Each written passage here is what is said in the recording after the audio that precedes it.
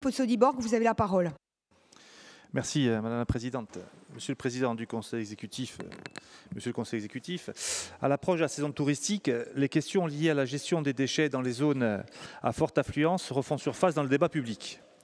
Le député du Gismonte, François-Xavier Tchécol, a ainsi annoncé son intention de déposer une proposition de loi visant à instaurer ce qu'il qualifie de taxe sur les déchets touristiques.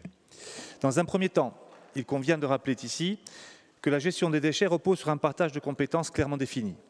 La collectivité de Corse est compétente en matière de planification à travers l'élaboration du plan territorial de prévention et de gestion des déchets qui a été voté dans cet hémicycle.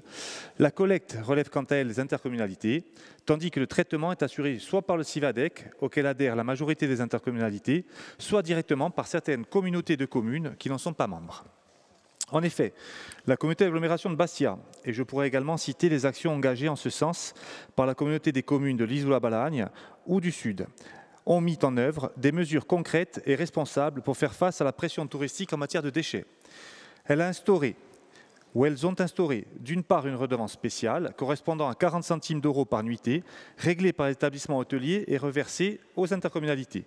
Mais surtout, elles ont introduit une contribution spécifique sur les meublés de tourisme, Airbnb, Abritel, etc., calculée de façon progressive selon la typologie de logement, du studio au T5 allant de 200 à 700 euros en moyenne par an. Ces recettes nouvelles viennent alimenter directement les budgets dédiés à la collecte et au traitement des déchets, permettant ainsi de rétablir une forme d'équité fiscale.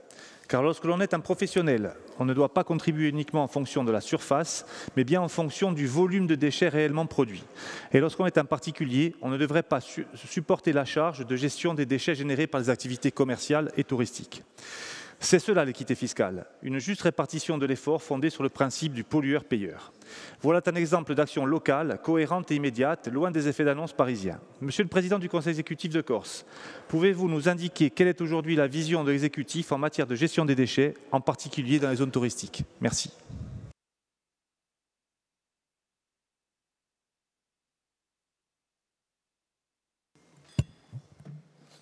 Merci, Monsieur le conseiller. Donc, je repasse la parole au président de l'Office de l'environnement. Au niveau touristique et sur la stratégie que l'on peut adopter au niveau de la Corse. Vous avez raison de le préciser, Monsieur le Président, et je crois savoir que la communauté d'agglomération s'est attachée à renforcer l'efficacité de sa redevance spéciale en l'élargissant en unités touristiques, en hôtellerie de meublé et de tourisme. Je crois que c'est la règle et c'est la loi. Et effectivement, toutes les intercommunalités dignes de ce nom peuvent le faire sans aucune problématique et sans aucune ambiguïté. De manière concomitante, l'Office de l'environnement de la Corse soutient les porteurs de projets des collectivités. Je ne reviendrai pas sur le fait que nous souhaitions contractualiser des projets d'objectifs et de moyens avec toutes les intercos. Aujourd'hui, on est à l'arrêt parce qu'effectivement, on n'arrive pas à remplir toutes les conditions. Néanmoins, je me dois de vous dire qu'on continue d'accompagner les projets, et notamment, je ne citerai que la Castagniccia Casinc, puisqu'on a accompagné dernièrement à hauteur de 600 000 euros, et je pense que c'est un exemple pertinent. Ça veut dire que près de 4 millions d'euros ont déjà été déployés aux intercommunalités de Corse pour le déploiement d'opérations programmées en rapport avec la compétence et la prévention de la collecte des déchets. Donc c'est un soutien sans faille que l'on continuera d'apporter aux intercos et que l'on se doit effectivement de construire.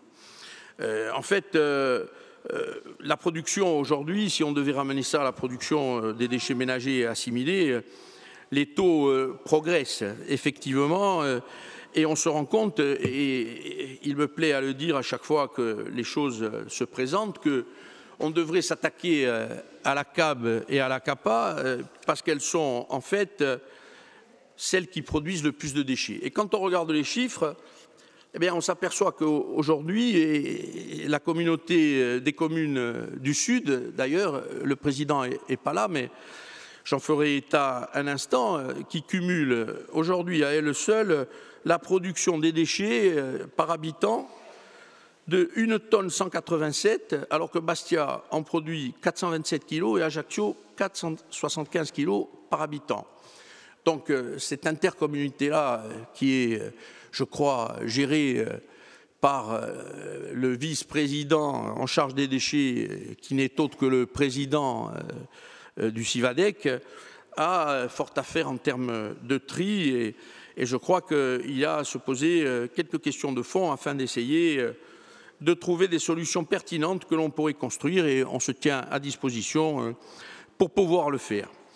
Donc, dans ces conditions, le plan territorial d'action en faveur de l'économie circulaire prendra effectivement tout son sens et nous apporterons notre soutien financier à travers les différentes aides qu'il y aura à déployer. Et je livrerai simplement mon avis.